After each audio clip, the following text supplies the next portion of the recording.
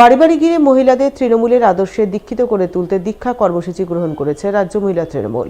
মহিলা তৃণমূলের সেই কর্মসূচির অধীনেই গাজল ব্লক মহিলা তৃণমূলের দীক্ষা কর্মসূচির এক কর্মী সভা হয়ে গেল বুধবার।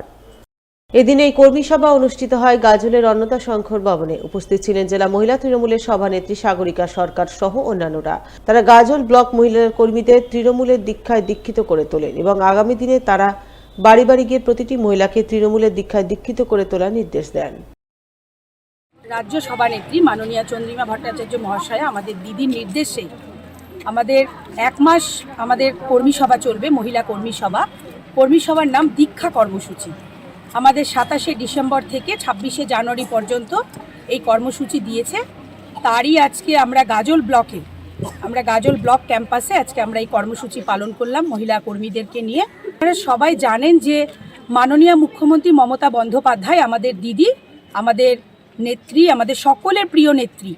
উনি মহিলাদের জন্য প্রথম থেকেই মহিলাদের জন্য উনি চিন্তা ভাবনা করেছেন এবং আমাদের উদ্দেশ্য একটাই যে গ্রামে গঞ্জে যেভাবে রয়েছেন, প্রত্যেকটা বাড়িতে বাড়িতে দিদি আজকে রয়েছেন। জন্ম থেকে মৃত্যু পর্যন্ত আমাদের দিদি প্রত্যেকটা পরিবারের সাথে জড়িত রয়েছে।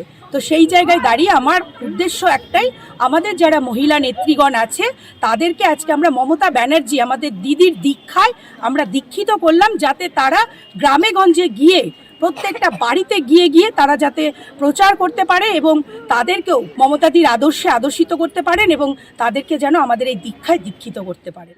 অঙ্গনওয়াড়ি কেন্দ্রে নিম্নমানের খাবার বিলির অভিযোগ। তবে শুধু নিম্নমানের খাবার বিলি নয়, গর্ভবতী মহিলাদের গোটা ডিমের পরিবর্তে অর্ধেক ডিম দেওয়ার অভিযোগ। আর এই অভিযোগকে ঘিরে বৃহস্পতিবার সাময়িক ক্ষোভ বিক্ষোভ ও উত্তেজনা তৈরি হলো মালদা রতুয়া 1 নম্বর ব্লকের ভাদো গ্রাম পঞ্চায়েতের বলদিয়া ফৌজি মোড় এলাকার অঙ্গনওয়াড়ি কেন্দ্রে। ঘটনার কথা জানতে পেরে অভিযোগ খতিয়ে দেখে প্রয়োজনীয় ব্যবস্থা গ্রহণের আশ্বাস দিলেন রতুয়া 1 নম্বর ব্লকের সিডিপিও। প্রত্যেক সেন্টারে গোটা ডিম দিচ্ছে ডেলিভারি, আর আমাদের এখানে আধ ঘান দিচ্ছে কেন? সপ্তাহে 2 দিন গোটা দিচ্ছে আর 2 দিন আধ ঘান দিচ্ছে। যেটা নিয়ম আছে আমরা সেটা নিব তো।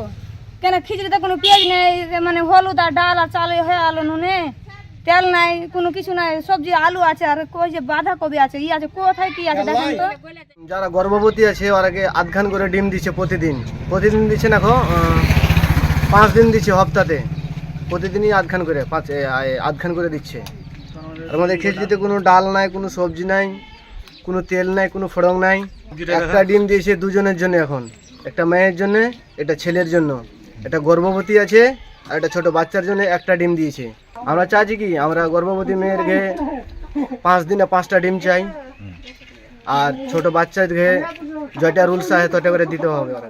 গাজর আনা ছিল, তো গাজরটা আজকে শেষ হয়েছে, আজকে যাবে বাজার, তো ওই জন্য সকাল সকাল বাজার হয়নি আর লোকজন নাই আমার বাড়িতে। আমার বর যাবে দুপুরে হাট নিয়ে আসবে গাজর, বাঁধাকপি, পালং, এগুলো তো দিচ্ছি, আলু।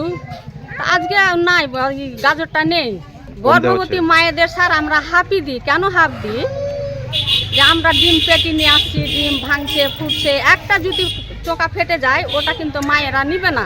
তা আমি তো কিনে আনছি স্যার, কিন্তু ওদের আমি হাফি দিই। সবাই হাফ দেয়, আমিও দিচ্ছি। কি মানে নিয়ম কি আছে দেওয়ার? নিয়ম ফুল আছে, সপ্তাহে 6 দিন আছে। তা আমরা একদিন দিই না, কেন আমাদের ক্ষয়ক্ষতি আছে, আমাদের ভাঙাচুরা আছে, ফুটে বাস্ট হয়ে যাচ্ছে, সিদ্ধ করতে যেয়ে নষ্ট হয়ে যাচ্ছে। তা আমাদের তো ক্ষতিটা দেখতে হবে স্যার।